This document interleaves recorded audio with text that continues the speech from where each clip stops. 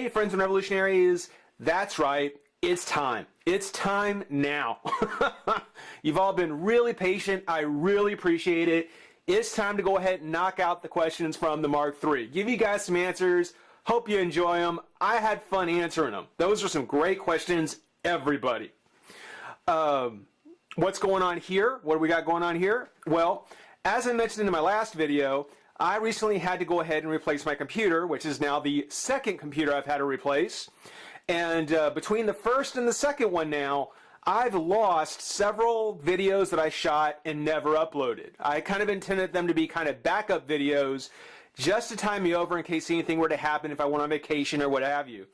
Well, the Lion-O, the Wall-E figures, the Made for Each Other 2 set from Toy Story, Mohawk.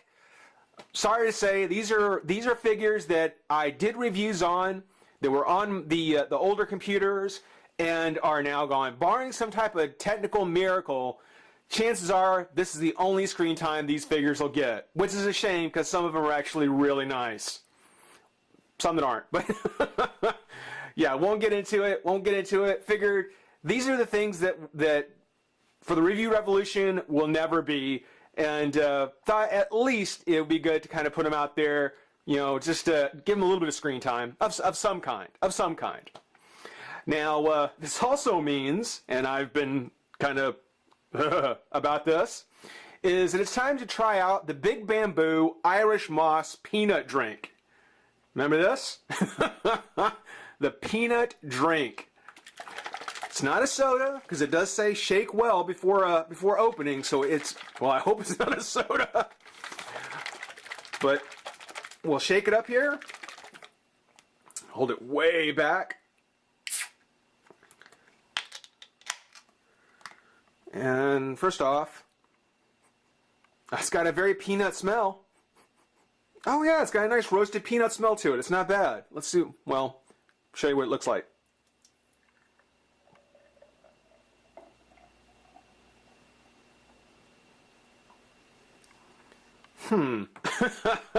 It's almost like it's kind of, it's not like chocolate. I guess it's sort of like a chocolate milk, like a cocoa milk, maybe. Like a chocolate or a peanut smoothie, maybe.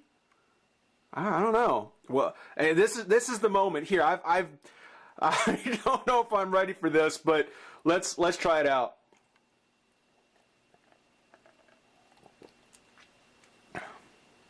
That's not bad. That is actually not bad at all. That's actually pretty good.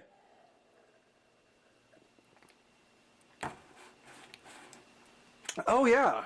Okay. I'll have to pick up some more of this. I like that. It promises what it delivers. It is peanut drink. It is a kind of a thick, peanutty kind of smoothie taste. That's not too shabby. That's not too bad.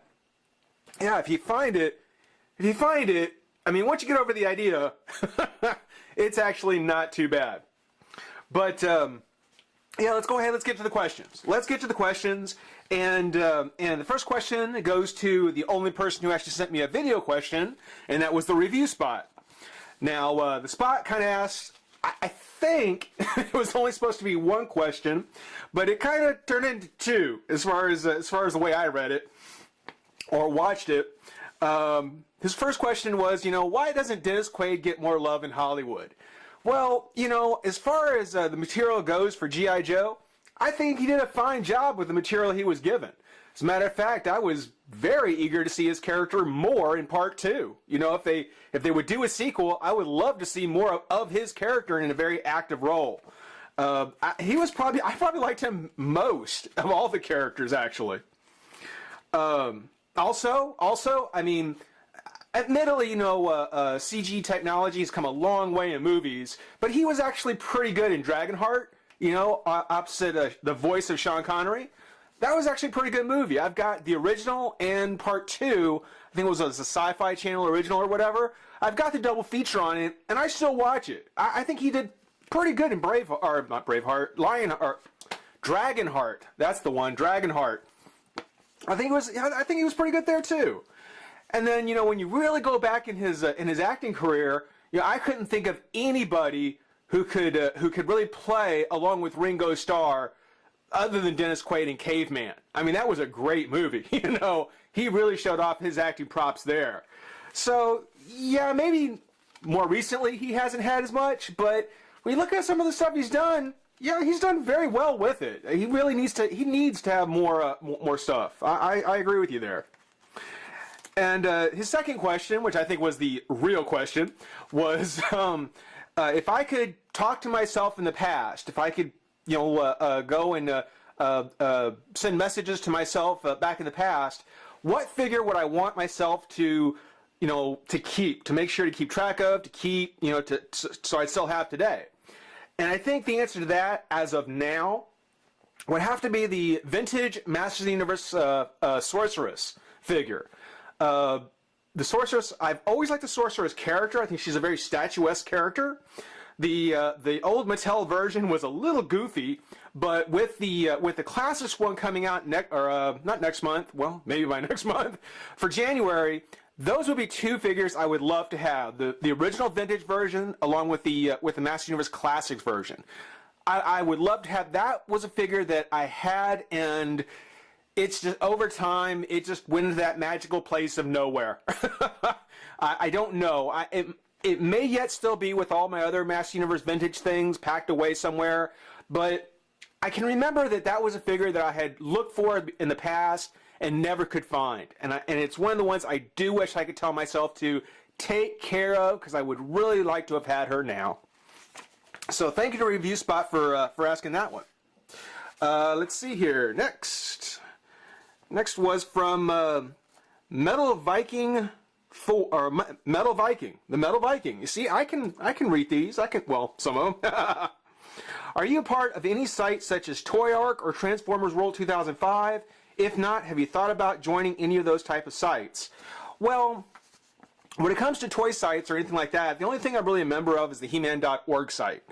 And if you pay close enough attention to the forums, to the message boards, you'll see someone making comments that come pretty close to some of the stuff I've said here on camera.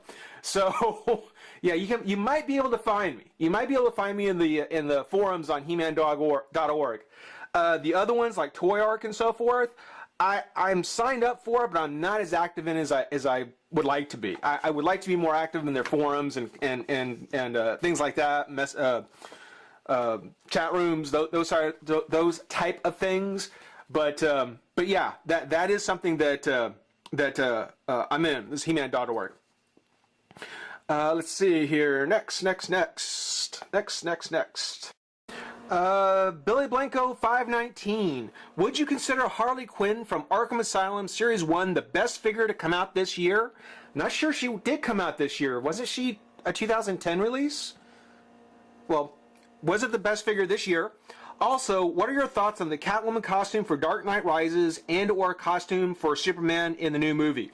I will say that Harley is my favorite figure that has come out so far this year. So far, she is my favorite. There is still a month left to go, so there's a possibility someone could take her place. But if nothing else, she has been my favorite figure to get this year. So yes, definitely, and I highly recommend her. Highly. What are my thoughts on the Catwoman costume from Dark Knight Rises and/or the costume for Superman? I haven't seen anything for the Superman costume yet, so I'm going to leave that one alone. I haven't seen his costume yet.